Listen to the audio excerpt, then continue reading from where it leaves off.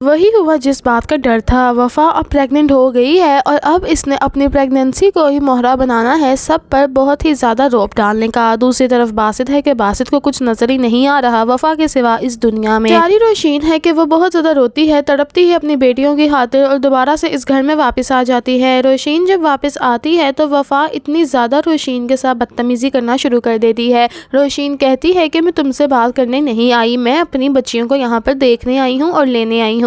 जिस पर वफा कहती है कि मेरे घर में आने से पहले तुम्हें मेरी इजाज़त लेनी पड़ेगी रोशीन मैडम। रोशीन कहती है कि तुम्हारी हिम्मत कैसे हुई मेरे से ऐसे बात करने की, तुम 2 टके की लड़की, और उसके मुंह पर थप्पड़ मारने लगती ही है कि वफा उसका हाथ पकड़कर जोर से पीछे करती है और कहती है कि खबरदार जो तुमने आइंदा के बाद ऐसी हरकत करने की कोशिश भी की हो तो। तुमने क्या रोशीन मुझे पागल समझ रखा है? मुझे गुस्सा मत चढ़ाओ वरना मैं तुम्हारे मुंह पर थप्पड़ मारूंगी। ये कहकर वफा उसको घर से धक्के मारकर निकाल देती है और अंदर चली जाती है। बच्चियां बेचारी रो रही होती हैं लेकिन बच्चियों का कोई भी ख्याल नहीं रखता और ये बात बासित को अभी तक नहीं पता। दूसरी तरफ जुलेखा है कि जुलेखा अब बच्चियों को बहुत ज़्यादा मारती है और बच्चियां जब कहती हैं कि हमें अपनी मामा के पास जाना है तो उनको उल्टा ये कहती हैं कि तुम दोनों तो मर ही जाओ, दादी मरी थी, अच्छा होता ये दोनों भी मर जाती, अब इनका क्या करना है वफा। जिस पर वफा कहती है कि तुम दोनों को मैं ब्लैक रूम में बंद कर दूंगी, यहाँ से भाग जाओ और खबरदार जो तुमने अपने पापा को शिकायत लगाई, अगर शिकायत लगाओगी तो और ज़्यादा मार खाओगी। ये कहकर तो बच्चियों को डरा देती है कि इतने में ही बासित आ जाता है। बासित कहता है कि क्या हो रहा है वफा यहाँ पर?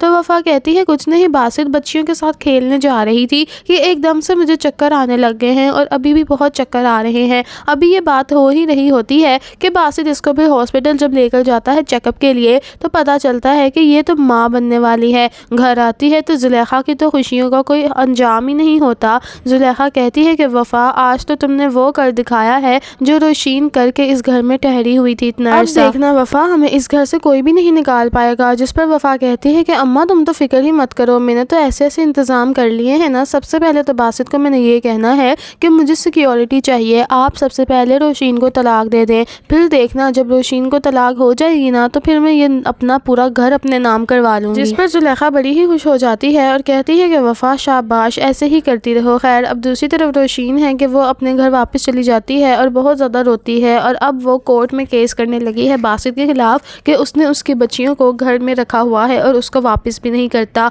बासित जगह जगह पर रोशीन को जलील करता है और उल्टा ये उसको कहता है कि तुम मुझे जलील कर रही हो बच्चियों का ऐसे हरकतें कर करके जैसे मैं बच्चियों का ख्याल नहीं रखता। रोशीन कहती है कि बासित आपको नजर क्यों कुछ नहीं आता? बच्चियां बिल्कुल भी खुश नहीं है, वो सहमी हुई हैं जैसे इनको डरा और धमका कर रखा हुआ है। मैं कुछ भी बच्चियों से पूछती हूँ तो बताने लगती हैं और एकदम से खामोश हो जाती हैं। बासित है कि बदतमीजी करता है अब रोशीन के साथ बीच सड़क में और उसको कहता है कि बस कर दो, मेरी बच्चियां मुझे पकड़ाओ और दफा हो जाओ यहाँ से। अब तो बेचारी रोशीन बिल्कुल ही टूट चुकी है। दूसरी तरफ नबीरा की जिंदगी में इतनी मुश्किलात शहीर ले आया है। शहीर तो अब ये समझ रहा है कि नबीरा उसको बहुत ज़्यादा जेलस कर रही है। उल्टा अब नबीरा को ऑफिस की तरफ से गाड़ी भी मिल गई है। शहीर बजाय खुश होने के इतना जेलस होता है और कहता है कि ये गाड़ी तो तुम्हारी है, मेरी नहीं है, मैं तो सिर्फ और सिर्फ एक लूजर हूँ। शहीर की इस बात पर शुक्र है अब फाखरा को थोड़ी होश आई है। फाखरा अपने बेटे को समझाती है और कहती है कि शहीर तुमने कब से मियाँ बीवी के रिश्ते में तुम्हारा और मेरा करना सीख लिया है?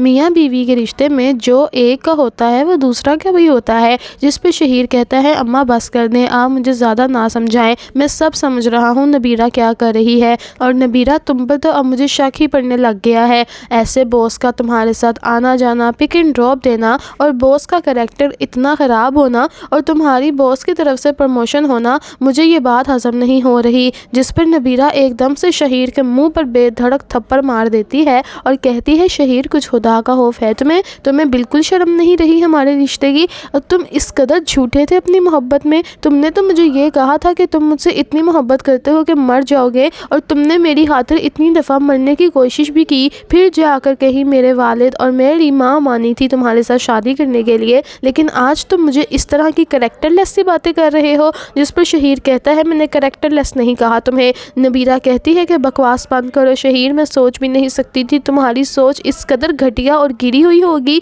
नबीरा अब घर छोड़ने का फैसला कर चुकी है और वो कह रही है कि जब तक तुम मेरे साथ ठीक बिहेव नहीं करोगे मैं तुम्हारे साथ नहीं रह सकती। नबीरा घर छोड़ने की तैयारी कर ही रही होती है कि इतने में ही इसकी सास आ जाती है और कहती है नबीरा बेटा तुम कहाँ जा रही हो? नबीरा कहती है खाला मुझे यहाँ नहीं रहना। तो नबीरा को वो कहती है हुआ क्या है बेटा, तुम तो اتنے مشکل وقت میں یہاں پر تھی، تو اب اچانک کیا ہو گیا ہے، جس پر وہ سارا کچھ خالہ کو بتاتی ہے کہ شہیر اب میرے کردار تک پہنچ بیٹھا ہے، اس کو وہ پروموشن اور پروجیکٹ نہیں ملا جو مجھے مل گیا ہے، اس کو اس قدر حسد ہو رہا ہے مجھ سے کہ اس نے مجھے کریکٹر لیس ہی بول دیا ہے، مجھے یہ کہتا ہے کہ باس کے ساتھ میرا کوئی چکر چل رہا ہے اس لیے مجھے یہ سب کچھ مل گیا ہے، جس پر فاخرہ ایک دم سے ہکی بکی رہ جاتی ہے کہ شہیر اس قدر بدتمیز کیسے ہو سکتا ہے، اور اس لڑکی کے ساتھ جو کہ اس کی بیوی ہے، اور شہیر نے سارے گھر والوں کے خلاف ہو کر نبیرہ کے ساتھ شادی کی تھی، اچانک سے کیا ہو گیا ہے۔ فاخرہ کہتی ہے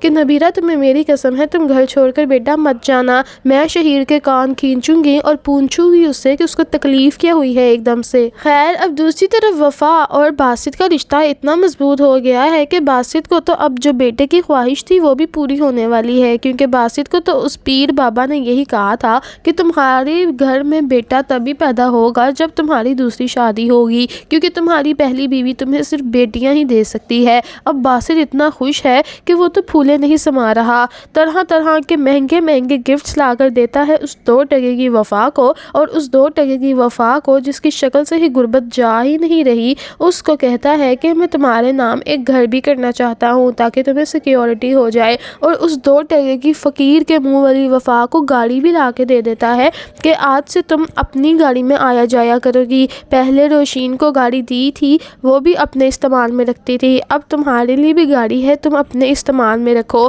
جس پر وہ اتنی خوش ہو جاتی ہے اور کہتی ہے کہ باسط مجھے یہ سب چیزیں نہیں چاہیے، مجھے تو صرف آپ کا پیار چاہیے، آپ کا اعتبار چاہیے۔ یہ باتیں جب وہ کرتی ہے تو باسط تو اور ہی پاگل ہو جاتا ہے، کیونکہ باسط تو پہلے ہی کانوں کا کچا ہے، جو اس کو جس بات پر لگاتا ہے اسی بات پر لگ جاتا ہے، لیکن باسط کی آنکھیں اب بہت جلد کھل جانے والی ہیں، کیونکہ اب باسط کے سامنے یوسف نے آ جانا ہے۔ یہ وہی یوسف ہے جو کہ باسط کے سامنے یہ گواہی دے کر گیا تھا کہ وفا ایک باکردار لڑکی ہے، اور یوسف وفا کو جانتا نہیں ہے، بلکہ باسط کی پہلی بیوی روشین نے اس کو بلایا تھا اور اس کو کہا تھا کہ وہ وفا کے خلاف سارا کچھ کر دے۔ یوسف نے تو یہ سب کچھ وفا کے کہنے پر اور وفا کی محبت میں آ کر دیا تھا، لیکن جب یوسف کو یہ بات پتہ چلنی ہے کہ اس کی محبت ہی اس سے مکر گئی ہے اور اس نے دوسری شادی کر لی ہے باسط نے، وہ بھی وفا کے ساتھ، تو پھر یوسف نے آگے ان کا جو حال کرنا ہے انہوں نے کبھی سوچا بھی نہیں ہوگا۔